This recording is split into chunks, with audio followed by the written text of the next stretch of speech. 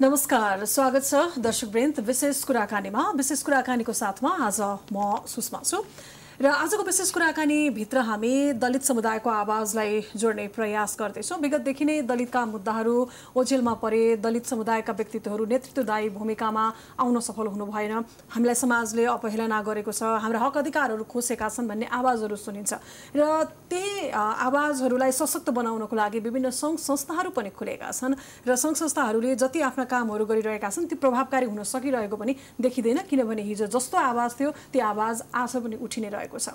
आज हामी त्यस्तै एउटा समूह बनाउनु भएको छ, त्यस्तै एउटा उहाँहरूले मोर्चा बनाएर अगाडि बढ्नु भएको छ, दलित समुदायहरूको आवाजलाई उठाउनु भएको छ। के गर्दै हुनुहुन्छ भन्ने प्रश्नलाई राख्ने क्रममा एकजना अतिथिको साथमा उपस्थित भएका छौँ। हामीसँग हुनुहुन्छ संयुक्त दलित शक्ति निर्माण अभियानका संयोजक हस्त बहादुर विश्वकर्मा। के हुँदैछ त, उहाँहरूले किन यो समूह बनाएर अगाडि बढिराख्नु भएको छ, यही विषयमा आज हामी उहाँसँग कुराकानी गर्नेछौँ। यहाँलाई स्वागत छ विशेष कुराकानीमा। नमस्कार। सब ठिकठाक छ? सबै ठिकै छ। सुरुमा त यहाँलाई बडा दशैंको अवसरमा छौँ, हामी दशैंको नै धेरै धेरै शुभकामना दिन चाहन्छौँ। धन्यवाद सुषमाजी लगायतका यो सम्पूर्ण प्राइम टेलिभिजन परिवारलाई म मेरो तर्फबाट यो संयुक्त दलित शक्ति निर्माण अभियानको तर्फबाट हार्दिक धन्यवाद दिन चाहन्छु। अघि सुरुमै मैले परिचय गराएँ यहाँहरूको संस्थाको, यहाँले संयुक्त दलित शक्ति निर्माण अभियान भनेर जानुभएको छ, संस्था भन्दा पनि अभियान भनेर जानुभएको छ, त्यसको संयोजक हुनुहुन्छ। के गर्दैछ त यो तपाईँहरूको अभियानले, यो समूहले के कस्तो मुद्दालाई अगाडि बढाइरहेछ? यसो हो, अब हामी विगत 30 वर्षदेखि कुनै न कुनै बहानामा यो मुक्तिका खोजीमा छौँ, हामी निरन्तर अब सङ्घर्ष गरिरहेका छौँ, क्रियाशील छौँ। अब यो चाहिँ भइदियो के भनेपछि विभिन्न राजनीतिक पार्टीहरूले एउटा भोट ब्याङ्कको रूपमा यो समुदायलाई प्रयोग गर्ने, जस्तै 60 लाख दलितहरू छौँ भन्ने गर्छौँ हामी। अनि 60 लाख दलितहरू चाहिँ विभिन्न चिराचिरामा विभाजित हुने र आफ्नो पार्टीको स्वार्थमा मात्रै लगाइने जुन परम्परा भयो र केही अरू त्यस्ता सङ्घ संस्थाहरू पनि खुले दलितको नाउँमा, ती संस्थाहरूले पनि प्रभावकारी काम नगरेर आफ्नै एउटा स्वार्थका निम्ति एनजिओ आइएनजिओकरण गरेर त्यो खालका कामहरू गरे। र हामी के भनेपछि अहिले चाहिँ दलितको चाहिँ एउटा जुन जनमत लिएर चाहिँ पार्टीको राजनीति गर्ने परम्परा रह्यो। अब हामी के गर्दैछौँ भनेपछि दलितको जुन शक्ति सञ्चय गरेर दलितकै लागि राजनीति गर्ने, 60 लाख दलितहरूको राजनीति आफैले। अब आर्थिक मुद्दा के हो दलितको, सामाजिक मुद्दा के हो, शैक्षिक मुद्दा के हो, अब सांस्कृतिक मुद्दा के हो, राजनीतिक मुद्दा के हो, अनि काङ्ग्रेसले बोलिदिनु पर्ने, हाम्रो मुद्दालाई नेकपाले बोलिदिनु पर्ने, फोरमले बोलिदिनु पर्ने, अब समाजवादीले बोलिदिनु पर्ने अवस्था किन? हामी आफै त्यो मुद्दामा बोल्छौँ, बहस गर्छौँ र एउटा एजेन्डाहरू तयार गर्छौँ। राज्यलाई हामी यो कुराले पछाडि परेको छौँ, त्यस कारणले यो हाम्रो मुद्दा। यहाँले भन्नुभयो नि काङ्ग्रेसले बोल्नुपर्ने किन, नेकपाले बोल्नुपर्ने किन, यहाँले फोरमको पनि नाम लिनुभयो। विगतमा तपाईँ फोरमभित्र पनि हुनुहुन्थ्यो नि आफू, होइन? तपाईँ पनि राष्ट्रिय राजनीतिमा त छिर्नु भएको थियो, त्यति बेला तपाईँले केही गर्न सकिनँ अथवा राष्ट्रिय राजनीतिले मलाई रोक्यो भनेर यो अभियानको नेतृत्व गर्नु परेको हो कि किन त? हो, त्यहाँ कस्तो छ भने अब त्यो चाहिँ विडम्बना छ क्या त्यहाँभित्र। हामी एकातिर जातीय छुवाछुतको पीडा व्यथा कथा भित्रभित्र लिएर, हाम्रो समुदायको उत्पीडन लिएर अब चाहिँ एकातिर पीडित अवस्थामा एउटा स्टेजमा उभिन्छ, पार्टीको नेताको हैसियतले उभिन्छ, तर त्यो हामीलाई चाहिँ नाटक मञ्चन गरे जस्तो मात्रै लाग्छ। हाम्रो व्यथा छुट्टै छ, होइन? पीडा छुट्टै छ, हाम्रो समुदायमाथि परेका उत्पीडनका कुराहरू छुट्टै छन् र त्यहाँ चाहिँ एउटा देखावटी नेता छ। व्यथा चाहिँ के त, जस्तो हामीले छोएको पानी अथवा हामीले केही छोइदियो अरूले खाइदैन भन्ने व्यथा हो, अन्य पनि व्यथा छन्? त्यो समाजले त बहिष्कारै गरेको छ नि हामीलाई, तल्लो दर्जाको नागरिक सरह गरेको छ, हामीलाई आर्थिक रूपले चाहिँ एउटा निर्मम रूपले चाहिँ शोषण गरेको छ, उत्पीडनमा राखेको छ, सामाजिक रूपले बहिष्करणमा राखेको छ। तपाईँको राजनीतिक रूपले चाहिँ तपाईँ देख्नुहुन्छ अहिले पञ्चायती शैलीमा एउटा मन्त्री बनाइदिएर यही हो लोकतन्त्र भनेको, हामीले मन्त्री बनाइदिएका छौँ, दलितलाई पनि दिएका छौँ भनेर यस्तो किसिमको चाहिँ जुन विडम्बना छ त्यसको अन्त्य गर्न चाहन्छौँ। त्यसको कारणले यो विगतमा भएका जुन सामाजिक सङ्घ संस्थाहरू, विगतमा भएका जुन पार्टीका भातृ सङ्गठनहरूभन्दा यो फरक छ। यो आफैमा एउटा राजनीतिक शक्ति हो, शक्ति सञ्चय गर्छौँ हामी, दलितकै राजनीति गर्छौँ। अहिले चाहिँ दलितको शक्तिलाई लिएर गएर विभिन्न पार्टीका चाकरी गरेर एउटा दुईवटा अब पद हत्याउने, त्यहाँ चाहिँ आफू मन्त्रीको बिल्ला लगाउने, सांसदको बिल्ला लगाउने काम मात्रै भएको छ। हामी 60 लाख दलितहरूलाई नै राजनीतिक रूपले चाहिँ सचेत बनाउँछौँ र राजनीतिक रूपले एउटा शक्ति सञ्चय गरेर गोलबन्द गरेर हाम्रो अधिकार लिन्छौँ। हामी चाहिँ के चाहन्छौँ, राज्य सत्ताको चाहिँ तपाईँको चाहिँ एउटा सङ्घदेखिको तल्लो स्थानीय निकायसम्मको हाम्रो सत्ताको साझेदारी नै हो, चाहे जेसुकै भने पनि हामी जबसम्म सत्तामा समान हैसियत राख्दैनौँ समान चाहिँ पहुँच पुर्याउन सक्दैनौँ तबसम्म हामीले जसुकै कानुन बने पनि चाहे जेसुकै यो राज्यले चाहिँ संविधानमा लेखे पनि केही नहुने रहेछ भन्ने विगत आम नेपालीको लागि भन्दा पनि बढी तपाईँहरू आफ्नो समूहको जो नेतृत्व गरेर आफ्नो समूहको हक अधिकारको लागि लड्नुहुन्छ, आम नेपालीको लागि आवाज होइन यो? नै, आम नेपाली पनि को पनि साथ सहयोग त्यतिकै अपारिएर खालि 60 लाख दलितहरू हामी दलित समुदाय आज तपाईँहरू जस्तो एउटा सचेत नागरिकहरूले हाम्रो साथै होस्टेलमा हैसियत गरेन भने त्यो पनि सम्भव छैन। फेरि हामीलाई चाहिएको के हो सबभन्दा कुरा हामी स्पष्ट हुनु पर्यो। हामीलाई राजनीतिक रूपले के चाहिएको हो यो राज्यबाट, सामाजिक रूपले के चाहिएको हो, सांस्कृतिक रूपले के चाहिएको हो, शैक्षिक रूपले के चाहियो, हामी एजेन्डाहरू स्पष्ट दृष्टिकोण सहितको आउँछौँ। आउँदाखेरि राज्यलाई हामी माग बनाउनु भयो होला नि त, के एजेन्डा कसरी काम गर्छौँ भनेर 1 2 3 4 भनेर बनाएर यहाँले समूह बनाउनु भयो होला, त्यो कामहरू पनि बताइदिनुहोस् न के गर्नुहुन्छ त? एउटा कुरो के भनेपछि जस्तै राज्यले 62-63 को संविधान सभाले चाहिँ एउटा औपचारिक रूपमा चाहिँ छुवाछुत मुक्त राष्ट्र भनेर घोषणा गर्यो। छुवाछुत मुक्त चाहिँ अभियान चलाएन। सबभन्दा पहिला अभियान चलाउनुपर्छ। तपाईँको प्रत्येक वार्ड कमिटीबाट चाहिँ तपाईँको वार्ड इकाइबाट चाहिँ छुवाछुत मुक्त अभियान चलाउनु पर्यो। त्यहाँ चाहिँ तपाईँको 400 घरधुरी त्यो वार्डमा बस्छ भने 400 जनालाई नै त्यहाँ दस्ताखत गराउनु पर्यो कि अब म जातपात र छुवाछुतको आधार भेदभावपूर्ण व्यवहार गर्ने छैन भनेर चाहिँ कमिटमेन्ट गराउनु पर्यो। अनि तब त्यो वार्डलाई चाहिँ छुवाछुत मुक्त वार्ड कमिटी वार्ड इकाइ भनेर चाहिँ बोर्ड राख्न मिल्यो। त्यसै गरी तपाईँको चाहिँ 77 जिल्लामा 7 प्रदेशमा जब चाहिँ सबै ठाउँहरूमा चाहिँ छुवाछुत मुक्त अभियान चलाइन्छ तब मात्रै यो देशलाई छुवाछुत मुक्त राष्ट्र भन्न मिल्छ। अनि दलितहरू सोझा छन्, जे गरे पनि यिनले मान्छन् स्वीकार्छन् भन्ने खालको राज्य जुन हामीलाई चाहिँ गलत ढङ्गले बुझिरहेको छ, गलत ढङ्गले हेरिरहेको छ, त्यो नै विडम्बना छ। त्यो नै कुरा चाहिँ तपाईँले चाहिँ सचेत फेरि हेर्दाखेरि के भने यो चाहिँ दलितको मात्रै समस्या हो जस्तो देखिन्छ, तर होइन, यो राज्यको समस्या। आज राज्य अछुत राज्य भएको छ। आज नेपाली जनताहरूले भोगेको, हामी 60 लाख दलितहरूले भोगेको उत्पीडन त छँदैछ, छुवाछुतको चाहिँ दुर्व्यवहार त छँदैछ। अन्तर्राष्ट्रको नजरमा हेर्ने भने यो राज्य नै अछुत राष्ट्रको रूपमा गनिएको छ। त्यो यहाँका जुन अहिलेका नवसामन्तहरू भन्छौँ। अब अहिले हामीलाई के चाहिएको छ? हामीले भनेकै व्यवस्था आएको छ यो देशमा, हामीले भनेकै मान्छे आज जनताकै छोराछोरी राष्ट्रपति बनेको छ, जनताकै छोराछोरी चाहिँ प्रधानमन्त्री बनेको छ। हिजो राजा सामन्त भए, राज संस्था भएसम्म चाहिँ यो दलित सबै जाति जनजाति आदिवासी दलितहरूको हित हुन सक्दैन, मुक्ति हुन सक्दैन भन्ने हुङ्कार सुनिन्थ्यो। आज ती सबै कुरा गएर पनि नयाँ चिज आएको छ। नयाँ चिज, नयाँ जनताकै छोराछोरी चाहिँ राष्ट्रपति हुने, जनताकै छोराछोरी प्रधानमन्त्री हुने, मन्त्री हुने, जुन व्यवस्था लोकतान्त्रिक व्यवस्था भनिएको छ, गणतान्त्रिक नेपाल पनि घोषणा भएको छ।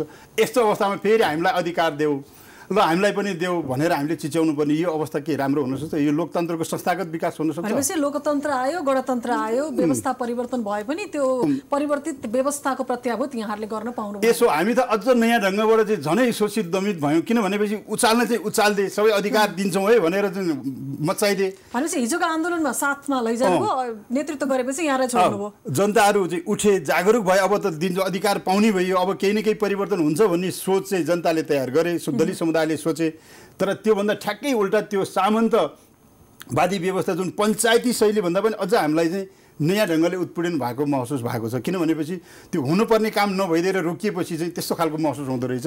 यहाँ यस्तो पनि भएको हो कि जस्तो भनौँ न, दलित समुदायबाट जो पढ्नुभयो, जसले चाहिँ यो असमानता विरुद्ध आवाज उठाउनुपर्छ भनेर बुझ्नुभयो, काम गर्नुभयो होइन, उहाँहरूले आवाज उठाउँदै जानुभयो। भोलि एउटा ठाउँमा पुगेपछि उहाँहरूले फेरि आफ्नै दलित समुदायका आफूभन्दा भाइ बहिनीहरू, दिदीबहिनीहरू, आफ्नो परिवार आफन्तलाई बिर्सेको हो कि जस्तो पनि लाग्छ। त्यही भाग भएकै त्यही हो। अहिले पनि तपाईँको नभएको होइन, दलितका सांसद पनि छन्, मन्त्री पनि भएका छन्, एकजना मन्त्री हुनुहुन्छ। अब उहाँहरू कतिपयले त अझ भन्ने गर्नुहुन्छ म त पार्टीको पो हुँ, म दलित समुदायको होइन भनेर कतिपय सार्वजनिक रूपमा वक्तव्यहरू नै गर्नुहुन्छ, कतिपय स्ट्याटसहरू पनि हाल्नुहुन्छ। यो विडम्बना यही छ। त्यसो भएर हामी अहिले यो राजनीतिक शक्ति निर्माण गर्छौँ। हामीले यो चाहिँ खालि एनजिओ आइएनजिओ कुनै भातृ सङ्गठन होइन, राजनीतिक शक्ति सञ्चय गर्छौँ। 60 लाखमध्ये केही नभने 25-30 लाख त हामी चाहिँ भोटरै छौँ दलित समुदायको। यसलाई सङ्गठित गर्छौँ। अब प्रश्न उठ्न सक्छ किन चाहिँ यो एकजुट भएनन्, किन चाहिँ सङ्गठित एउटै आवाज उठाउनु सक्छ? मलाई लाग्छ के भनेपछि हिजो खालि अवसरवादी खालको चाहिँ जुन सङ्गठनहरू लिएर चाहिँ जनताका गएर वाग्दिग बनाए, धेरै पटक धोका गरे, खालि आफू मन्त्री हुने, आफू पद पाउने अनि त्यसलाई बिर्सिदिने कामहरू गरे। त्योभन्दा हामीले फरक ढङ्गले अहिले एउटा एजेन्डाहरू तयार गरेका छौँ। दलितको चाहिँ आर्थिक सुधारका कार्यक्रमहरू, दलितको चाहिँ यो जुन छुवाछुत विरुद्ध जुन छुवाछुत चाहिँ उन्मूलन अभियानहरू, राज्यलाई हामी ABCD 5-7वटा मागहरू चाहिँ हामी राख्छौँ, राज्यलाई चाहिँ हामी दिन्छौँ। सम्बोधन गर, हाम्रो माग सम्बोधन गर। अब हाम्रो दुईवटा कुरा छ, तपाईँको ब्यालेट या बुलेट। राज्यले शान्तिपूर्ण तरिकाले संविधान संशोधन गरेर हाम्रो मागहरू पुरा गर्छ भने हामीलाई चाहिएको त्यही नै हो, त्यहाँभन्दा बढी हामीलाई जानै परेन। त्यतिमा हामी चाहिँ आफ्नो अधिकार लिनलाई हामी सङ्गठित रूपले अगाडि बढ्छौँ। यही व्यवस्थालाई हामी चाहिँ सम्मान गर्छौँ, संरक्षण गर्छौँ। यो तपाईँलाई थाहा छ कि यो चाहिँ लोकतान्त्रिक एउटा परिपाटी, लोकतान्त्रिक एउटा पद्धति अनुसार यो व्यवस्था चल्ने। यो देश सबैको साझा फुलबारी, सबैले गोडमेल गरौँ, सबैले साझा अपनत्व ग्रहण गरौँ भन्ने नै हो हाम्रो कुरा। आखिरी हामीलाई किन सधैँभरि भेदभाव, किन अलग राख्ने, किन हामीलाई तपाईँ सुन्नुभएको छ अब अहिले चाहिँ खाली घटनाहरू विभिन्न ठाउँमा दलितमाथि भएका घटनाहरू। तपाईँलाई लाग्छ यो भनौँ न कतिपय विचारको मतभेद अथवा सामाजिक संस्कारहरू फरक हुँदा यसले पनि फरक फरक किसिमका हिंसाहरू निम्त्याउँछन्? यो जातीयताकै मुद्दा हो त? जति पनि हिंसा भएको छ, केही बलात्कारको घटना पनि तपाईँले उदाहरण दिन खोज्नु भएको मैले बुझिसकेँ यहाँको कुराबाट पनि, होइन? रुकुमको घटनालाई पनि यहाँले जोड्न खोज्नु भएको छ, यहाँको भनाइबाट बुझिन्छ। तर यहाँनिर पक्का जातीयताकै मुद्दा हो। जातीयताकै कारण हो। यिनीहरू कस्तो भने यिनीहरू केही तल्लो स्तरका हुन्, यिनीहरू चाहिँ अब दोस्रो दर्जाको नागरिक जे गरे नि हुन्छ भन्ने मानसिकता जुन थियो जो पञ्चायती व्यवस्थामा, पञ्चायती शैली। आज पनि जुन नेताहरू जसुकै लोकतन्त्रको नाम गरे पनि, जेसुकै कुरा गरे पनि त्यही शैलीहरू अप्नाइरहेको छन्। तपाईँ थाहा पाउनु भएको छ अस्ति धनुषामा पनि एउटा रौतरमा पनि एउटा घटना घटेको थियो। त्यहाँ एउटा चाहिँ पार्टीको मान्छेको नर्सरीमा काम गर्ने केटा विजय शाह के भन्ने एउटा केटा थियो। त्यो केटा मारियो। त्यो दिन बेलुका त्यही नर्सरीमा काम गर्ने केटा त्यहीँ नै मारियो, राति मारेर फालियो। अब त्यहाँ चाहिँ त्यो साउ दोषी हुनुपर्ने हाम्रो विचारमा। त्यो पार्टीको नेता थियो, ऊ दोषी भएन। त्यही गाउँकै जो सोझो सिधा भाइहरू थिए तिनै उसकै टोलकै मान्छे दलितै केटाहरूलाई लगेर त्यहाँ थुन्ने कुट्ने गर्यो। अर्को एउटा केटालाई त्यहाँ लगेर कुट्दा पुलिसले चरम यातना दिएर ऊ चाहिँ कस्टडीमै मऱ्यो, हस्पिटल लगेर उपचार गर्दै मऱ्यो। र हामीलाई कस्तो भनेपछि जुन घटना घट्छ त्यो घट्नु ठुलो कुरा होइन। अब घट्छ नै होला, घटना परिबन्धले कुनै पनि तरिकाले घट्न सक्छ। तर त्यो घटनामा जो दोषी ठहरिन्छ त्यो चाहिँ हामीलाई के भने मोर्चाबन्दी गरेर हामीलाई चाहिँ दबाउन खोज्ने, हामीलाई उठ्नै नदिने, हामीलाई जसरी पनि तल्लो दर्जाको नागरिक सरको व्यवहार गर्ने र हाम्रो कानुनलाई पनि तपाईँको ढाकछोप गर्ने, बङ्ग्याउने, अनि उनीहरू टिमबद्ध भएर हामीलाई चाहिँ त्यो घटनामा हामीलाई चाहिँ दबाएरै छोड्ने यो खालको परम्परा अहिले पनि छ। जस्तै जनार्दन शर्मा तपाईँले अस्ति देख्नुभयो रुकुम घटनाको बारेमा, संसदमै उहाँले त्यत्रो संसद जस्तो गरिमामय सदनमा उहाँले त्यो घटनालाई ढाकछोप गर्न, लुकाउन कोसिस गर्नुभयो। त्यस्तै अहिले त्यो रौतहटको घटना पनि त्यस्तै घटनाहरू भएको छ देशव्यापी रूपमा। किनभने त्यहाँ चाहिँ हामी अल्पसङ्ख्यक अवस्थामा हुने गर्छौँ, अलिकति चेतनाको स्तर पनि कमै भएको अवस्थामा हुने गर्छौँ, र अरू धेरै चाहिँ एउटा चाहिँ मान्छेहरू पार्टीमा आबद्ध मान्छेहरू हुन्छन्। पार्टीले मोर्चा बन्दी गरेर हामीलाई चाहिँ दबाउने, हामीलाई उठ्नै नदिने, हाम्रो कुराहरूलाई अन्याय हामीलाई परेको अन्याय सतहमा भनौँ एउटा ग्रासरुट लेभलमा भइन्जेलसम्म चाहिँ आफ्नो आवाजलाई सशक्त बनाउने, नेतृत्वमा गएपछि भुल्ने यो प्रवृत्तिले तपाईँको आवाजलाई त झन् त दबाइराखेको छ। यसको लागि चाहिँ के गर्नुहुन्छ तपाईँहरू आफै एकजुट हुन सक्नुहुन्न नि त? किनभने तपाईँहरूका दलितका मुद्दालाई लिएर त संस्था त एउटा मात्रै स्थापना भएको होइन, छरिएर बसेका संस्थाहरू छन्। छरिएर बसेका संस्थाले एउटै आवाज गर्न सक्नु भएको भए यो आवाज अझ बुलन्द हुन्थ्यो होला। यहाँहरूले किन एक्लै मिल्न सक्नु भएको छैन? यहाँले असाध्यै जायज प्रसङ्ग उठाउनु भयो। कुरा के भनेपछि हिजो पटक आफ्नो स्वार्थका निम्ति मात्रै दलितलाई प्रयोग गरेर भोट ब्याङ्कको रूपमा पार्टीहरूले भोट ब्याङ्कको रूपमा प्रयोग गर्ने, अनि विभिन्न सङ्घ संस्थाले त्यस्तै खालको आफ्नो चाहिँ स्वार्थका निम्ति मात्रै प्रयोग गरेको भएर दलितहरू चाहिँ विचलित थिए। मेन एजेन्डा के हो मैले अघि पनि कुरा राखेँ तपाईँसँग। अब के भने हाम्रो मुद्दा के हो भनेर हामी स्पष्टै छैनौँ। काङ्ग्रेसले हाम्रो मुद्दा बोलिदिनु पर्ने, एमाले बोलिदिनु पर्ने, माओवादीले बोलिदिनु पर्ने, एबीसीडी पार्टीले मात्रै बोलिदिनु पर्ने, त्यो चाहिँ गलत भयो। अब हामी हाम्रै मुद्दा, हाम्रै एजेन्डाहरू तयार गर्छौँ, राज्यलाई माग गर्छौँ। त्यो राज्यले कतिसम्म दिन्छ मलाई लाग्छ यो राज्यले दिँदैन, किनभने यो जातिवादीहरूको राज्य हो।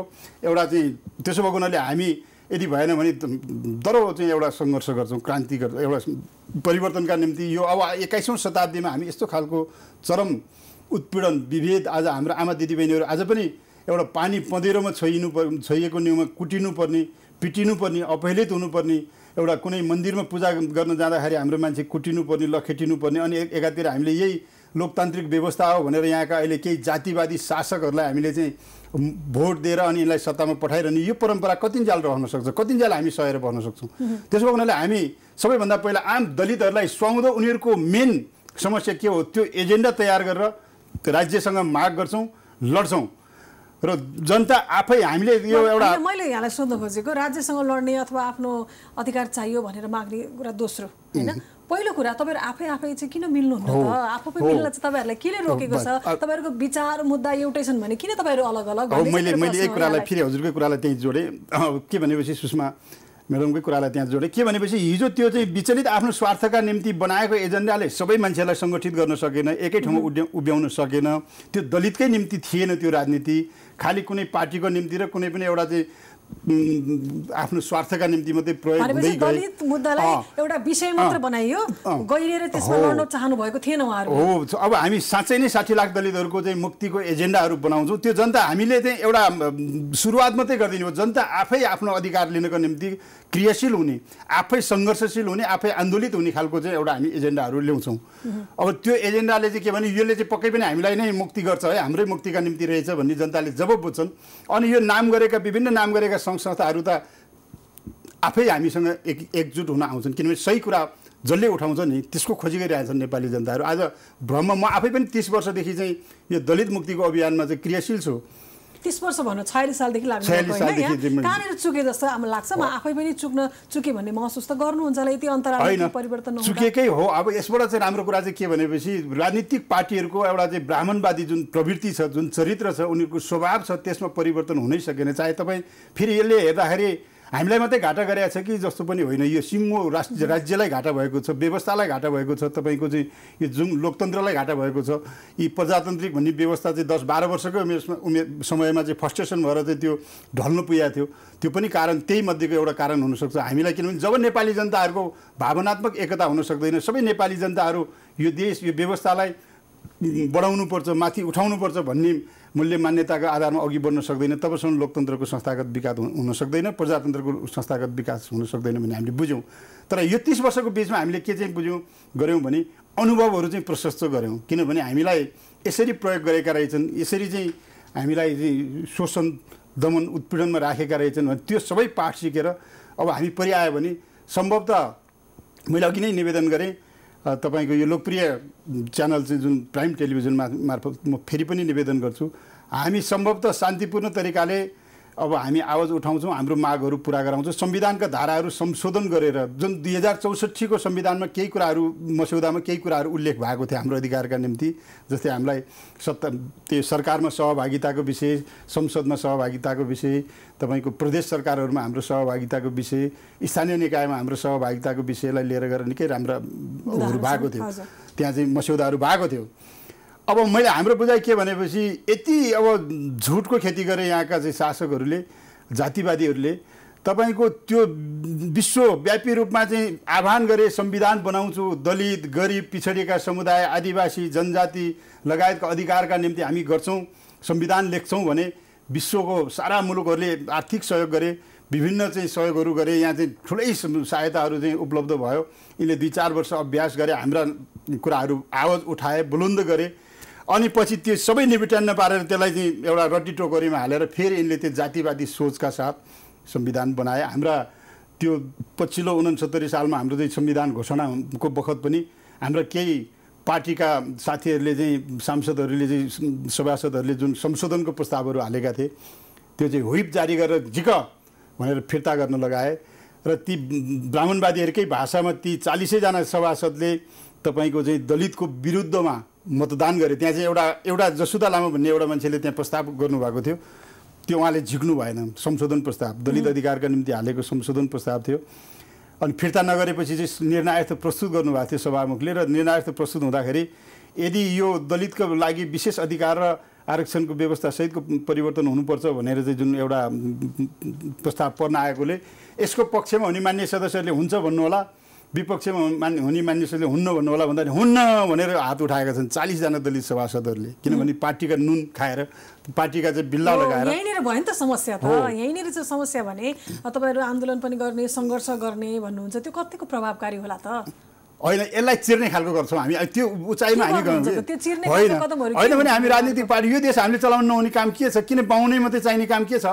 किन क्षेत्रीय मात्रै चाहिने काम के छ? हामी म त दावाका साथ भन्छु यो देशमा कोही स्वच्छ छवि कसैले अवसर ल हस्तबहादुरजी मैले तपाईँलाई यो दिएँ, तपाईँले यो उपभोग गर्नुहोस् भनेको राम्रो कि म आफैले आफ्नो क्षमता वृद्धि गरेर आफ्नो अधिकार पाएको राम्रो? यसो मैले निवेदन के गरेँ भनेपछि तपाईँको अहिलेसम्म भएको दलित आन्दोलन चाहिँ कस्तो भएको छ भनेपछि खालि एउटा मन्त्री एउटा सांसद पाएपछि यही नै हो उपलब्धि, हामीले जित्यौँ, हामीले चाहिँ मुक्ति पायौँ भन्ने खालको हुँदै ब्रेक हुँदै भएको परम्परालाई हामी अन्त्य गर्न चाहन्छौँ कि हामी यसो गरिरहेका छौँ कि हामी यसलाई सामाजिक अभियानको रूपबाट चाहिँ राष्ट्रव्यापी रूपमा सङ्गठित गर्छौँ। संस्थागत हिसाबले हाम्रो मागहरूप्रति आम जनसमुदायहरू ग्रासरुट लेभलबाट आफ्नो आर्थिक सुधारको कार्यक्रमहरू, सामाजिक सुधारको कार्यक्रमहरू, शैक्षिक सुधारका कार्यक्रमहरू, तपाईँ राजनीतिक एउटा समान सहभागिताका कुराहरू लिएर गएर हामी जनताहरू आफै आन्दोलित हुने बनाउँछौँ र परिआयो भने हामी पनि यो देश चलाउँछौँ भनेर हामीले किन राजनीतिक पार्टी बनाएर जान्छौँ? तपाईँ अवसर पाउनु हो भने तपाईँले पनि त्यो बाटो बिराउनु होला नि त फेरि। यसो हुँदैन, हामीले अभ्यास गऱ्यौँ नि त। सधैँभरि विश्वास कसरी गर्ने त? हिजोको दिनमा तपाईँहरूकै समुदायले जसलाई विश्वास गर्नुभयो, उहाँहरूले नेतृत्व पाउनुभयो, जिम्मेवारी पाउनुभयो, पछि उहाँहरूले आफ्नो एउटा लिडरसिप पाएपछि भुल्नुभयो नि त। तपाईँलाई विश्वास गर्ने आधार चाहिँ के हो? दुईटा पाटो हुन्छ यसमा। कस्तो भनेपछि एउटा चाहिँ तपाईँको जनतालाई आह्वान गर्ने, जनतालाई उठाउने, क्रान्तिकारी बनाउने, जनतालाई चाहिँ एउटा आन्दोलित बनाउने, अनि कुनै पनि एउटा सानो उपलब्धि भयो भने आफू व्यक्तिगत रूपमा त्यसलाई स्वार्थमा चाहिँ लगाउने, आफू पद प्रतिष्ठा हासिल गर्ने, त्यसलाई लात हान्ने, त्यसलाई छोडिदिने जुन एउटा परम्परा छ, त्यही परम्पराले 30 वर्ष आज पार गरेको छ। अब हामी के चाहन्छौँ भने जति सक्छौँ त्यति जनताकै निम्ति बोलिराख्ने, जनताकै निम्ति लडिराख्ने। आखिर त्यो जनताको राज्यले दिन्छ, कति दिन्छ, के गर्छ त राज्यको कुरा हो नि। हामीले त जनताकै निम्ति लडिराख्ने, हामीले जे एजेन्डाहरू उठाएको छौँ, जनताका मागहरू जे उठाएको छौँ, तबसम्म हामी गरिराख्ने। म दावाका साथ एउटा अर्को कुरा भन्छु तपाईँलाई, तपाईँको यो प्राइम टेलिभिजन मार्फत, यो देशमा कोही स्वच्छ छवि भएको कोही छ भने हामी छौँ भनेर दावा गर्छौँ यो देशमा। किनभने हामी न देश बेचेका छौँ, न कुनै भ्रष्टाचार गरेका छौँ। त्यो मौका नपाएर पो हो कि त? त्यो मौका नपाएर पनि हामी बचेका छौँ। अब तपाईँ भन्नुहोस् न, राजनीतिक रूपले आज चाहिँ देश कुन ठाउँमा छ? आज हिजो मात्रै गुप्तचरको मान्छेसँग प्रधानमन्त्रीले भेट्यो भने व्यापक आज सोसियल मिडियामा आइरहेको छ, तपाईँ बुझ्नु भएको होला है। प्रधानमन्त्रीको हैसियतबाट गिरे भारतीय दलाल भयो भनेर सारा आइरहेको छ। यहाँ त अवसरवादीहरू जेसुकै पनि गर्छन्, जस्तोसुकै पनि काम गर्छन्, देशको अवस्था जहाँसुकै उसलाई चासो छैन। हामी राष्ट्रियताप्रति चासो राख्छौँ। आम नेपाली जनताप्रति हामी आम नेपाली जनतासँग चाहिँ अन्तर्घुलनको माध्यमबाट चाहिँ हामी परिवर्तन चाहन्छौँ। आम जनतासँग मिलेरै गर्छौँ हामी। जनतासँग चाहिँ कुनै सोझोसिधा बाहुनलाई एउटा गाउँमा कुटेर पिटेर अनि त्यहाँ चाहिँ हाम्रो मुक्ति खोज्ने होइन। हामी आम नेपाली जनतालाई चित्त बुझ्दो तरिकाले हामी चाहिँ परिवर्तन गर्न चाहन्छौँ। हामी पर्यायो भने त्यसको लागि मुख्य काम भनेको जस्तो सोच परिवर्तन पनि हो नि त। जस्तो तपाईँ कानुन पनि थुप्रै बनेको छ। यहाँले भन्नुभयो संविधानका कुराहरूमा पनि केही बुँदाहरू उल्लेख भए तर त्यो प्रभावकारी कार्यान्वयन भएन भनेर, त्यो पनि यहाँले मान्नुभयो होइन? कानुन त छँदैछ है, यो कानुनी पाटो अथवा हामीलाई अन्याय भयो, हामी विरुद्ध यस्तो भयो भनेर आवाज उठाउने ठाउँ त छ, कानुनले त्यसलाई दिएको छ। तर यति हुँदै पनि जस्तो तपाईँले भन्नुभयो हाम्रो समाजमै विभेद छ, पँध्यारामा जाँदा अथवा पानी बोक्दाखेरि नै विभेद छ भन्नुभयो भने त्यस्तो सोचाइ भएको ठाउँमा तपाईँले सबैलाई समेटेर लान त चुनौती त्यहाँनिर पनि छ नि त। तपाईँ नेतृत्वमा मात्रै पुग्नु होइन, ग्रासरुट लेभलमै परिवर्तन गर्न गाह्रो छ। यसो मैले अघि निवेदन गरेँ तपाईँलाई। कस्तो भने दुईवटा कारण छ। कसैले बुझेर भेदभाव गरेको छ, कसैले नबुझेर अन्जानमा गरेको छ। अन्जानमा गरेको मान्छेलाई हामीले बुझेर, जस्तै भीम उपाध्याय भने तपाईँ परिवर्तन गराउन सक्छौँ भन्ने विश्वास छ यहाँलाई? भीम उपाध्याय भने तपाईँ देख्नुहुन्छ नि, तपाईँ दलितहरूको नाम गरेर यति गाली गरिरहन्छन्, यति त्यहाँ लेखिरहन्छन्। अहिले पनि हिजो भर्खरै पनि मैले त्यहाँ एउटा स्ट्याटस हेर्दै थिएँ, यो 2-4जना कामी दमाईलाई चाहिँ 8-10जनालाई चाहिँ नकाटेसम्म चाहिँ यो हुँदैन भनेर लेख्दै थिएँ। दसैँको विरोध गर्ने चाहिँ कामी दमाईलाई काट्दाखेरि मात्रै हुन्छ, पहिला पनि कहिले काटेको थिएँ भनेर लेख्दै थिएँ। त्यस्तै मैले भन्नु खोजेँ, एकजना एउटा कुनै मान्छे छ अन्जानमा भेदभाव गरिरहेको छ, उसलाई हामी सचेत बनाउँछौँ। मैले अघि पनि भने तपाईँको यो छुवाछुत उन्मूलन अभियान एउटा चलाइदियो राज्यले भनेपछि, राज्यले चलाउने हो त्यो त। तपाईँको राज्यले चाहिँ छुवाछुत उन्मूलन अभियान चलाउनु पऱ्यो नि। चलाएपछि त किनभने ओहो हामीले त थाहा नपाएर पो रहेछ, अब यसो गर्नु हुँदैन है भन्ने कुरा सबैको मन मस्तिष्कमा रहन्छ। त्यसले एउटा अलिकति जनतामा चाहिँ परिवर्तन ल्याउन सक्छ। अब कसैले चाहिँ अब खालि चाहिँ अहमता गरेर जानिकन हामीलाई दबाएरै राख्नुपर्छ, भेदभावै गर्नुपर्छ भने त्योसँग चाहिँ हाम्रो चाहिँ लडाइँ। गर्व लाग्छ कि लाग्दैन? म दलित समुदाय होइन, हामी गर्व गर्छौँ होइन? हामी बाहुनलाई बाहुन, छेत्रीलाई छेत्री भनेर भन्दै गर्दाखेरि तपाईँहरू एक प्रकारले अलिकति द्वेष भाव राखेर भन्दै गर्दा कसैलाई तिमी कामी हो, तिमी दमाई हो भन्दाखेरि चाहिँ अलिकति नकारात्मक भाव आउँछ कि आउँदैन? होइन, एकदम पहिला आउँथ्यो। पहिला सुरुमा त हामीलाई 20जना मान्छे कुनै एउटा हलमा बसेर परिचय गरौँ भन्दै गएपछि आफ्नो पालो आएपछि हामी साह्रै हिंसाबोध हुन्थ्यो। अब थर पनि भन्नु परिहाल्यो, नामको साथसाथै थर पनि भन्दा हिंसाबोध गर्नु नै। अब म त सानो जात, आत्मविश्वास किन बढाउँछ? म त्यतिखेरको अवस्थाको कुरो, सानो जात, म यस्तो थाहा पाइहाल्छन्। सबैले मुखामुख हेर्थेँ, फेरि त्यतिखेर हामीले परिचय गरेपछि सबैले मुखामुख हेर्थेँ। त्यो भएर अहिले हामीलाई गर्व लाग्छ। फेरि अर्को कुरा तपाईँलाई भनौँ, जुन 10 वर्ष 12 वर्ष जनयुद्ध भयो अनि नाना भाती नाम गरेका नाना थरी नाम गरेका पार्टीहरूले हामी मुक्ति गर्छौँ, तपाईँ दलितहरूको मुक्ति हामीबाट सम्भव छ भनेर भाषण गरे, घोषणापत्रहरू लेखे, यी सबै फेरिलाई हेर्दै गर्दाखेरि मलाई त गर्व के छ भने अब हामी आफैले लडेर ल्याउँछौँ कि यस्तो खालको अवस्था सिर्जना गर्छौँ दलितहरूको लागि। कसैले प्रचण्डले, केपी ओलीले शेरबहादुर देउवाले दिएर भिख मागेको मुक्ति भन्दाखेरि हामी आफैले लडेर ल्याएको चाहिँ एउटा चाहिँ मुक्ति यति स्वादिलो, यति नेपालको इतिहासमा यति चाहिँ राम्रो एउटा उपलब्धिमूलक चाहिँ हामी चाहिँ मुक्ति गर्छौँ भनेर हामी विश्वास चाहिँ छ। यहाँहरूको पहिला पनि थियो न उत्पीडित मोर्चा भनेर, त्यो मोर्चाले चाहिँ के गर्यो अनि किन सकेन फेरि अर्को? होइन यसो भयो, यसलाई अब के भने समयले चाहिँ पाठ सिकाउँदै सिक्दै माथि बढ्दै गर्न जान्छ। यो चाहिँ कुनै एउटा एकीकृत उत्पीडित मोर्चा भन्ने थियो पहिला, हामी त्यो चाहिँ एउटा सानो एनजिओको आकारमा त्यो चाहिँ बिल्कुलै एउटा सामाजिक संस्थाको हिसाबले काम गर्ने भनेर हामीले जुन सोचेका थियौँ। सामाजिक संस्था 30 वर्षदेखि क्रियाशीलै छ। सामाजिक संस्था भनेको कुनै बजेट जीविसले गाविसले कुनै बजेट दियो भने एउटा धारा पानी पँधेर टोल सुधार यताउति गर्ने हो, त्यसले खासै प्रभावकारी राजनीतिक ड्यासिङ दिन, राजनीतिक परिवर्तनका कुराहरू ल्याउन सक्दैन। त्यसो भएको हुनाले हामीले यो राजनीतिक रूपले पार्टीहरूसँग कार्यगत एकता हुनसक्छ। हामी त एउटा राजनीतिक शक्ति, देश चलाउने शक्ति नै हो भनेर त्यस्तो निर्माण गर्छौँ हामीले। 60 लाख दलितहरू चाहिँ लाई हामी लिएर अब जब उनीहरूलाई चित्तबुद्ध एजेन्डा भयो भने अरू हजारौँवटा संस्था खुल्या भए पनि केही छैन, त्यो एजेन्डाको पछि लाग्ने हो। एजेन्डासँग सबै सहमत हुने मान्छेहरू हामी कार्यगत एकता गरेर जाने हो। त्यसो भएर जति खुलुन् केही मतलब छैन। मुद्दासँग, दलितको परिवर्तनको मुद्दासँग चाहिँ कार्यगत एकता हुन्छ, तिनीहरूसँग चाहिँ सबैसँग सहकार्य हुन्छ।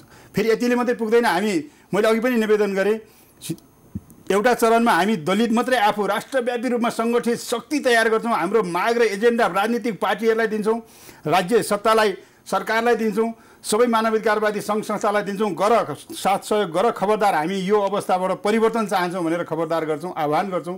यदि भएन भने हामी एउटा राजनीतिक पार्टीहरू सहितको आदिवासी जनजाति, मधेसी, थारू लगायतका सम्पूर्ण शक्तिहरूसँग मिलेर युद्धमै जान्छौँ। साथ पाउनुहुन्छ? साथ पाउँछौँ, हामी युद्धमै जान्छौँ। यो अब संविधान परिवर्तन गरेर ल्यायो भने राज्यको लागि लाभदायक हुन्छ, अहिलेको व्यवस्थाको लागि लाभदायक हुन्छ। दिएन भने के हामी चुप लागेर बस्छौँ त? हामी त जसरी परिवर्तनका निम्ति लाग्छौँ। हामी सडकबाटै चाहिँ हामी चाहिँ ब्यालेट या बुलेट। अब कति वर्ष लाग्ला त भन्नु न? जति बलियो भयो त्यति समय कम होला, हुँदै जाला होइन? एउटा अनुमान गरौँ, कति वर्षमा त परिवर्तन ल्याउनु? यसो अब हामीले यो घडी चाहिँ मैले अघि पनि निवेदन गरेँ, 30 वर्षसम्म हामीले सिक्यौँ, अभ्यास गऱ्यौँ, विभिन्न कुराहरू पार गऱ्यौँ। यसबाट हामी अलिकति परिपक्व भएका छौँ। यो 20 वर्ष 30 वर्ष गर्ने आन्दोलन हो, 2-4 वर्षभित्र परिणाममुखी आन्दोलन हुन्छ।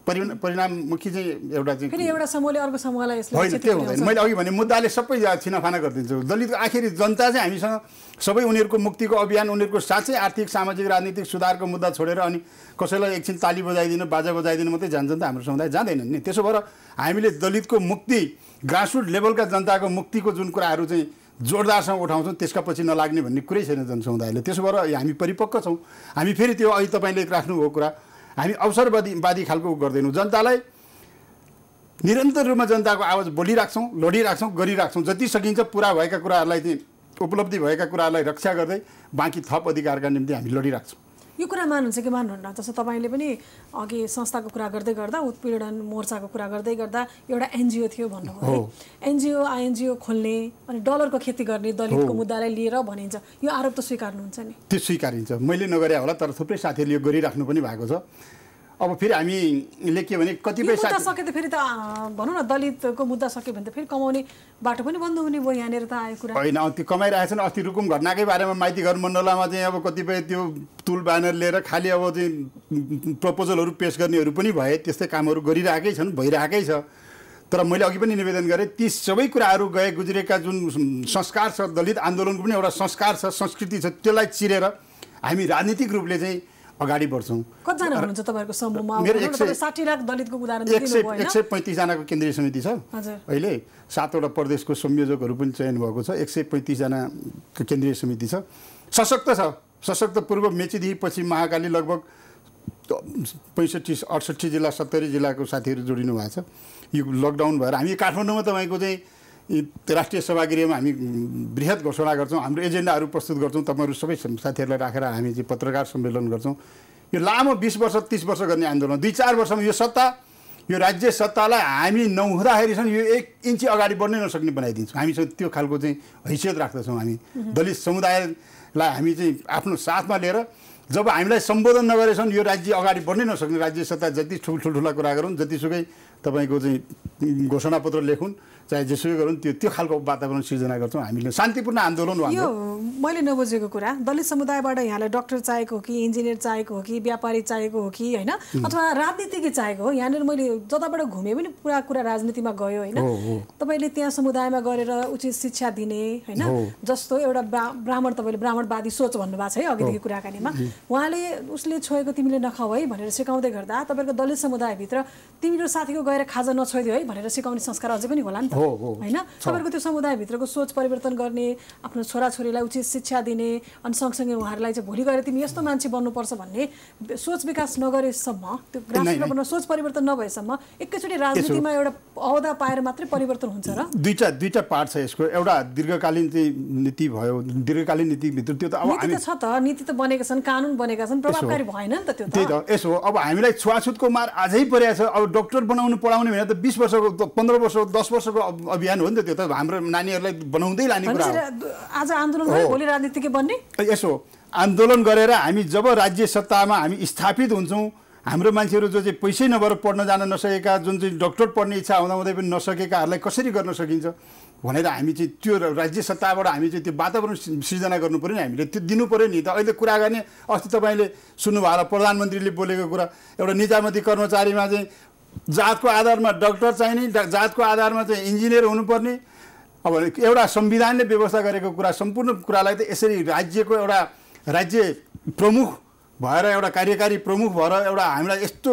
अपमानजनक शब्द उसै हो भने त्यहाँ उनलाई मुद्दा हाल्ने हो भने उनलाई कारबाही हुने खालको चाहिँ संविधान विरोधी चाहिँ एउटा अभिव्यक्ति दिन्छन् राज्यमा बस्ने मान्छेले अनि हामी कसरी डाक्टर इन्जिनियर हुन्छौँ हामी चाहिँ ठुलो मान्छे हुन्छौँ हामी पनि कुनै एउटा निजामती कर्मचारीमा एउटा अधिकृत सरको चाहिँ हैसियत राख्छौँ भने कसरी जान सकिन्छ हामीलाई सुनिरहेको छ हरेक बार लगाइरहेको छ हरेक ठाउँमा हामीलाई अवरोधहरू खडा गरिरहेको छ वञ्चित गर्नको लागि के मात्र गर्न सकिन्छ त्यो सबै हत्कण्डाहरू राज्यले अप्नाइरहेको छ त्यसलाई चिर्नको निम्ति हामी राज्य सत्ताको पहुँच हामीलाई चाहिँ एउटा चाहिँ तपाईँको चाहिँ प्रतिशतको आधारमा केन्द्रीय सरकारदेखिको तपाईँको स्थानीय निकायसम्म हाम्रो जबसम्म चाहिँ हाम्रो चाहिँ त्यहाँ पहुँच हुँदैन तबसम्म यो कानुनहरू संविधानमा चाहे जे कुरा लेखे पनि त्यहाँ चाहिँ कार्यान्वयन नहुँदो रहेछ हामीले यो बुझ्यौँ अहिले त 8-10 वर्ष त तपाईँको छुवाछुत कसुर ऐन बनेकै भइसक्यो तपाईँको 68 सालमा बनेको चाहिँ तपाईँको अहिले 78 हुन लागिसक्यो भन्दाखेरि 10 वर्ष हुन लागिसक्यो त्यसको प्रभावकारी कार्यान्वयन भएछ अनि फेरि कानुनमा एकातिर छ एकातिर भिख मागेर लौ न सिडिओ साहब जसरी हुन्छ यो मुद्दा दर्ता गरिदिनु पर्यो लौ न डिएसपी साहब यो मुद्दा दर्ता गरिदिनु पर्यो हामीलाई यसो भयो भनेर गुहारी गर्दा पनि मान्दैन दर्तै गर्दैन तिनै जातिवादीहरूले चाहिँ त्यहाँ चाहिँ एउटा चाहिँ प्रशासन चलाइरहेका हुन्छन् अनि हाम्रो मान्छेले फेरि कसैलाई फोन गर्नुपर्ने विभिन्न पावर लगाएर मात्रै एउटा मुद्दा दर्ता हुने छुवाछुत कसुरको अवस्था यो छ आज त्यो कानुनको अवस्था त्यो छ आज त्यसो भएर यी सबै कुराहरूलाई एकचोटि चिरफार गर्नुपर्छ यी सबै कुरा हामी यो देशको चाहिँ शान्तिपूर्ण तरिकाबाट चाहिँ हामी परिवर्तन चाहन्छौँ यो हामी त अहिले त भन्छु म यो पञ्चायती शैलीमा पनि यति चाहिँ कुर रूपले चाहिँ प्रस्तुत भएको थिएन सरकारबाट अलि डराएरै हाम्रो विरुद्धमा बोल्थ्यो हाम्रो डराएरै हाम्रो विरुद्धमा चाहिँ प्रस्तुत गर्थ्यो नीतिहरू तयार गर्थ्यो खुला भनेर एउटा आज कम्युनिस्टको नाम गरेर आएको सरकार जुन छ यो त लाचारी देश हाम्रो विरुद्धमा योभन्दा नलायक त झन् सरकारै थिएन होला हामीले त्यस्तो महसुस गरेका छौँ किन हामीले नेपाली नागरिकले गर्व गर्नु पऱ्यो नि त आज हाम्रो सरकार छ हामीलाई पर्दाखेरि चाहिँ यो राज्यले संरक्षण गर्छ हाम्रो अधिकारको प्रत्याभूति गर्छ भन्ने चाहिँ छँदै छैन त्यहाँ कसरी हुन्छ हामीलाई ढाँट्छ यहाँका अहिलेको नेताहरू त कस्तो भने उल्टा पनि कुरा उनीहरू बोल्छन् सुल्टा पनि कुरा उनीहरू बोल्छन् अब कुन चाहिँ कुरा पत्याउने थाहै छैन हाम्रो समुदायलाई संविधान लेख्ने ठाउँमा गयो भने डाक्टर बाबुराम भट्टराई चाहिँ तपाईँको संविधानको मस्यौदाकार होइन उनी बस्दाखेरि त्यहाँ लेखेनन् हाम्रो कुराहरू कुनै वास्ता गरेनन् उनले चाहे अडान लिएर लेख्या भए त्यहाँ थुप्रै कुरा लेख्न सक्थ्यो होला अनि पछि निक्लेर अस्ति यो संसदमा म त कामी बाबुराम कामी भन्दै नि भइहाल्यो म पनि कामी बन्न तयार छु यस्तो वाहियात कुराहरू गरेर हामीलाई ढाँट्ने प्रचण्डकै कुरा गर्नुहोस् तपाईँ अब दलितलाई जब राष्ट्रपति बनाइँदैन प्रधानमन्त्री देशमा चाहिँ लोकतन्त्र संस्थागत विकास हुन सक्दैन भनेर बोले अस्ति एउटा कार्यक्रम है छोरीबारी मन्त्री बनाउन र बनाउन हैरान छन् हामीलाई कहाँबाट यिनीहरू मन्त्री बन्छन् कि राष्ट्रपति बन्न पो यिनीहरू आइपुग्ने हो कि भनेर ती धाराहरू सब काट्ने प्रचण्ड हुन् केपी हुन् अनि अहिले यिनले त्यो चाहिँ उसमा मञ्चमा गएर भाषण गरे हाम्रो मान्छे त्यसकै पछि ताली बजाएर हिँड्ने यसलाई चिर्न चाहन्छौँ कि सुषमाजी हामीले सबभन्दा पहिला यसलाई चिर्न चाहन्छौँ यो चिर्दाखेरि धेरै कुरा जनताले बुझ्छन् यो चिर्दाखेरि एउटा जनतामा राजनीतिक एउटा चाहिँ माहौल आउँछ जनता एउटा सचेत हुन्छन् हामी खुसीका साथ गर्व 1-1.5 वर्षको बिचमा हामी परिणाममुखी यो अहिले कोरोनाको चाहिँ जुन समस्या छ यसको कारणले गर्दा पनि अलिकति हामी जुर्मुराउन सकेका छैनौँ त्यहाँ मसँगै रहेका मेरो सहकर्मी साथीहरू हुनुहुन्छ जो चाहिँ 25-30 वर्ष चाहिँ एउटा यो दलित अभियानमा चाहिँ लागेका, जो चाहिँ सशक्त जुझारु खालको परिवर्तन नीतिगत आन्दोलन चाहिँ कसरी गर्न सकिन्छ भन्ने खालको एउटा चाहिँ विज्ञहरू पनि छन् साथीहरू सबैको। कस्तो प्रकारको आन्दोलन सङ्घर्ष भनेर पनि होइन, हामीले सुरुमा के गर्नुहुन्छ त भन्नु न। सुरुमा यहाँले उठाइराख्नु भएको छ, त्यो प्रभावकारी भएन, तर यहाँको प्लानिङ के छ? सुरुमा के भनेपछि हामीले एउटा चाहिँ संवैधानिक दायराभित्रै रहेर हामीले मागहरू राख्छौँ। अघि पनि भने मैले यो माग चाहिँ हामीलाई पुरा गर, शान्तिपूर्ण तरिकाले हामी चाहिँ यो चाहिँ माग राख्छौँ। होइन भने यो सत्ता क्रस गर्छौँ। यो व्यवस्थामा हाम्रो ठुलो लगानी छ, हाम्रो धेरै ठुलो चाहिँ हाम्रो साथीहरूले चाहिँ योगदान गर्नुभएको छ यो व्यवस्था स्थापित गर्नलाई। सकेसम्म यो व्यवस्था बचाउनु छ भने तपाईँहरू हामीलाई हाम्रो अधिकारको लागि बोल्नुहोस्, सम्बोधन गर्नुहोस्, हाम्रो माग र मुद्दामा सम्बोधन गर्नुहोस्। होइन भने यो सत्ता क्रस हुन्छ, क्रस गर्छौँ। बन्दुक बनाउने हो हामी। हिजो प्रचण्डलाई हामीले हतियार बनाएर सहयोग गऱ्यो भने व्यापक मिडियामा आएको, हामी चाहिँ आफै त्यो गर्ने छुँदा मात्र यति केही छ। परे पनि बन्दुक बोक्न तयार त्यसो भए तपाईँहरू? हामी सकेसम्म त्यो चाहँदैनौँ। शान्तिपूर्ण तरिकाले यो सरकार त कर्कलाको पात जतिकै हो नि, यो त केही छैन, यसको खुबी छैन। व्याप्त छ तपाईँको नातावाद, कृपावाद, भ्रष्टाचार, अनियमितता, सारा कुराले दुर्गन्ध आइसकेको छ। अलिकति यो कुहिएको फर्सी जस्तै हो, अलिकति घचा लगाइदियो भने यो लडिहाल्छ। बरु त्यतिखेर हामीले अर्को राज्य सत्ता चाहिँ कस्तो खालको स्थापना गर्ने भन्ने कुरा हो। होइन, हामी जाति, जनजाति, आदिवासी 25 जना मन्त्री हुँदाखेरि तपाईँको चाहिँ 12-13 जना बाहुन राख्नुपर्ने अनि लोकतन्त्रको कुरा गर्ने सुहाउँछ? के आफ्नो समुदायले आफैले लड्नुपर्छ त? यहाँ नलडिकन नदिने भए त्यो गरे भए राम्रो हो। मैले अघि पनि भने नि, प्रचण्ड 12-10 वर्ष जनयुद्ध लडेको प्रचण्ड, 14 वर्ष जेल बसेको दावा गर्ने केपीहरूले पनि अलिकति जनताको दलितको अगाडि मुख देखाउने चाहिँ एउटा राखेको भए हामीलाई केही न केही अधिकारको प्रत्याभूति गरे भए राम्रै हुन्थ्यो होला। तर यिनीहरू लाचारी भएको छन्। हामीले आफैले लडेर ल्याउँदाखेरि उपयुक्त हुन्छ, त्यो सम्भव छ। छोटो समयमा हामी थोरै जादुको छडीमा गरिदिन्छौँ। त्यस्तो चमत्कार छ। जनता हाम्रो साथमा भएपछि किन गर्दैन? जनताले लिएर चाहिँ गरे होइन प्रचण्डले, जनताले लिएर गरे होइन केपी ओली, जोसुकैले पनि। हामीले हिजो नबुझ्दाखेरि यिनको भर्याङ बनेर बस्यौँ। आज हामीले त्यो बुझ्दाखेरि कुनै ठुलो समस्या छैन। दलितहरू आज सचेत भएका छन्। 2-4 लाख त मेरै हाराहारीको हाम्रै क्षमताको साथीहरू छन् दलितहरू। हस्, तपाईँले जुन मुद्दा उठाउनु भएको छ, एजेन्डा, यो परिवर्तन ल्याउँछु भन्नुभएको छ, त्यो परिवर्तनको प्रत्याभूत सबै आम नेपालीले गरेको देख्न पाऊँ। हामी तपाईँहरूको जुन अभियान छ त्यसमा शुभकामना पनि दिन्छौँ। यो समय र साथको लागि यहाँलाई धेरै धेरै धन्यवाद। सुषमाजी लगायतका यो कार्यक्रमको टिम साथीहरूलाई म हार्दिक धन्यवाद दिन चाहन्छु। साथै यो दसैँको जुन राष्ट्रव्यापी रूपमा रहेका देश विदेशमा रहनुभएका समुदायहरूमा दाजुभाइ दिदीबहिनीहरूमा हार्दिक शुभकामना व्यक्त गर्न चाहन्छु। र तपाईँले मलाई जुन अवसर दिनुभयो मेरो आफ्नो कुराहरू राख्ने, यो भर्खरै गठन भएको यो संस्थाका चाहिँ तर्फबाट आफ्नो धारणा राख्ने मौका दिनु, यसका निम्ति म तपाईँलाई पनि हार्दिक धन्यवाद दिन चाहन्छु। सुषमाजीलाई विशेष धन्यवाद। नमस्कार। धन्यवाद यहाँलाई।